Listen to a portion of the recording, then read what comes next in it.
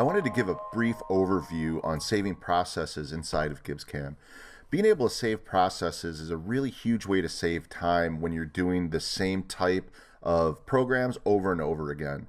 Let's say, for instance, I have this part on my screen, and this is pretty typical to parts that I machine every day. I'm in a pattern shop, and the first thing I do to every part, regardless of the shape, is I'm going to go ahead and do a quick facing routine, and then a quick, let me repaint this really quick.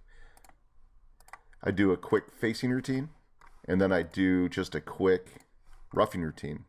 And then from here, obviously, I would go through, do some finishing, some pencil milling, things like that. But every part that I get in, I do it with these tools. I have tool number 1 is my face mill, and then tool number 2 is, say, a 1/2 inch rougher. So I want to take that, I want to capture that, and I want to apply that to every model that comes in. So I don't want to have to go create the tool, bring it down, create this tool, bring it down, create this stuff. So what we do is we come up here to the Processes tab.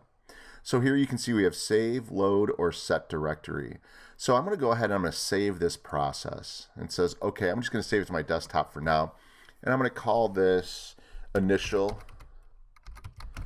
Rough. And it's going to save that process for me. All right. So now let me go ahead and I'm just going to select these and delete it.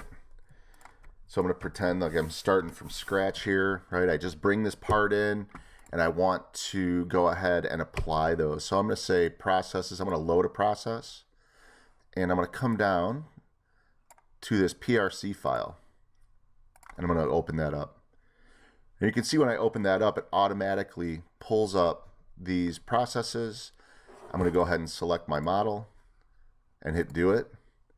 And it automatically takes those and applies it. So regardless of the geometry, I pick it all and it goes ahead and does it. Now, this is something that was really easy to show because it's one big solid, but you can use this for a bunch of stuff. If you're doing finishing work, going around contours, and let's say you want to go around the contour with maybe a roughing end mill first, or maybe a fatter 1/2 inch and then come through and then finish it up with an 1/8 inch. You can do that. Any kind of processes where you have more than one operation and you keep doing those over and over again, this is a really great way to save those. I wanted to show you before I tune out here, so I just wanted to show you processes and set directory.